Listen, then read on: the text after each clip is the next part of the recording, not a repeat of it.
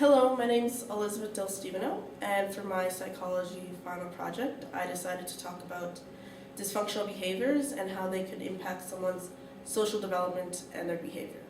I specifically decided to talk about teens with an eating disorder. The reason I decided to talk about eating disorders is because I know someone, a close family member, who suffers with an eating disorder, so I was able to go to them and talk with them and find out more information about eating disorders and how it affects them personally and the different symptoms that they have. So what is an eating disorder? Well, an eating disorder, it is a behavioral condition. It can be presented as a disturbance in someone's eating behavior. It can affect someone psychologically, physically, and can also affect their social function. It impacts less than 9% of the population worldwide. It is mostly common in women than in men, but it does not matter your age or your gender. And an eating disorder is someone who has an unhealthy relationship with food.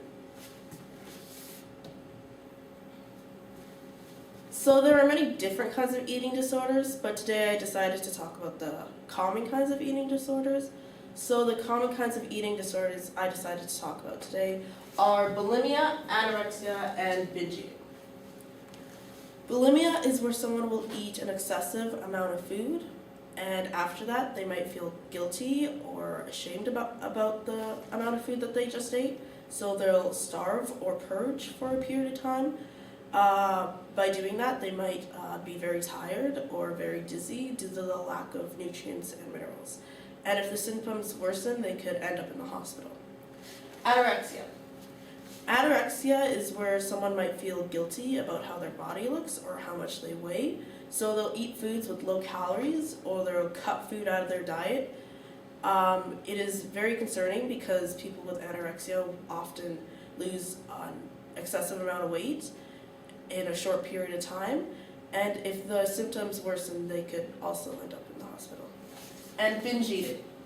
Binge eating is where someone will eat a lot of food in one sitting or in a short period of time. After that, they might feel really guilty or sad. They also might be binge eating due to emotions. They might be eating their emotions. It is a very concerning condition, and if the symptoms do worsen, they could end up in the hospital. And people that binge eat often gain a whole bunch of weight in a short period of time. So the reason I wanted to talk about teens with an eating disorder, specifically teens, is because the most common age of developing an eating disorder is as a teen or a young adolescence. So an eating disorder, it is a third chronic illness after obesity and anorexia. Not anorexia, asthma. And there are many different factors of developing an eating disorder for a teen. They might have poor body image, they might be too focused on their weight, they might be dieting at a very young age, they might have another family member with an eating disorder, or they might be suffering with a different mental health problem. These are all very different factors that could contribute to them developing an eating disorder at a young age. So how does an eating disorder affect a teen's social life? Well, in general, it's pretty hard to contain a social life, especially if you're an introvert. Being an introvert myself, I know. So teens with an eating disorder, they'll often spend or distance themselves from social events. By doing that, they might develop a low sense of esteem. They also might develop anxiety, and being alone and withdrawn from other people, they might develop obsessive thoughts. Teens with an eating disorder, they also have a higher chance of getting depression. Teens that have eating disorders will often, like I said, stay away from social events or meetings, meeting up with family members and friends, especially if that interaction contains food, because they might not be open with their illness with others, so they might tend to stay away due to the fear of being judged, or they might not want to eat in front of other people. So how does an eating disorder affect a teen's development? Well, teens that suffer with an eating disorder, their nutrients can be affected. due to the lack or the excessive amount of food intake.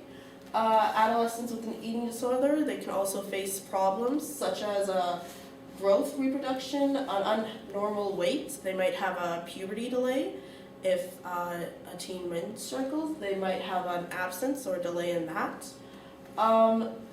Teens that experience a nutrients imbalance, it's because of how it reflects the abnormalities of the levels of vitamins, minerals, and other traces of elements. Adolescents that suffer with an eating disorder, they should be clinically checked, so doctors can go through the different symptoms and they can go through different options and medication, proper medication. So signs that indicate that a teen has an eating disorder. Well, teens from ages 12 to 18, they are faced with many problems and concerns, but teens with an eating disorder, those problems and worries and concerns could intensify or could worsen over time. So there are many different signs that can indicate that a teen is going through something or is suffering with an eating disorder. Some of these are if they act irresponsibly, so maybe they're getting in fights a lot, maybe they aren't acting their proper age. They might be depressed, they might not leave the house, they might be distanced from others. They might make negative comments about their body and the way it looks or how how it's shaped. They might be, like I said, they might be too focused on their weight. They might eat alone or at night. These are all very concerning signs that can indicate that a teen is suffering with an eating disorder. So, causes of an eating disorder. There's no exact cause that indicates that a teen or that anyone is suffering with an eating disorder, but there are some factors that could come into play. So the factors are genetics and biology. So someone could have a certain genetic which could add to the development of an eating disorder, or there could be biology where a biological factor like changes in the brain chemistry that could also be a factor of the teen developing an eating disorder. So help that's out there. Well, if you're a teen and you're suffering with an eating disorder, the first thing to do is to recognize, and maybe it will help you realize that you're suffering from an illness.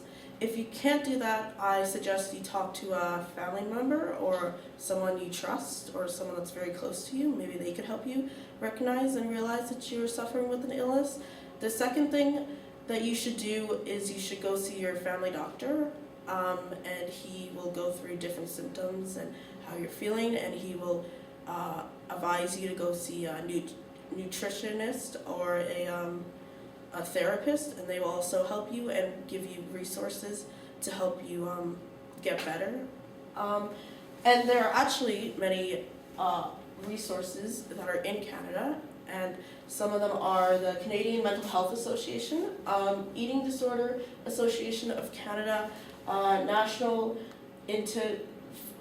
for Eating Disorders, Family Employed and Supporting Treatments for Eating Disorders, and Eating Disorders found in Canada.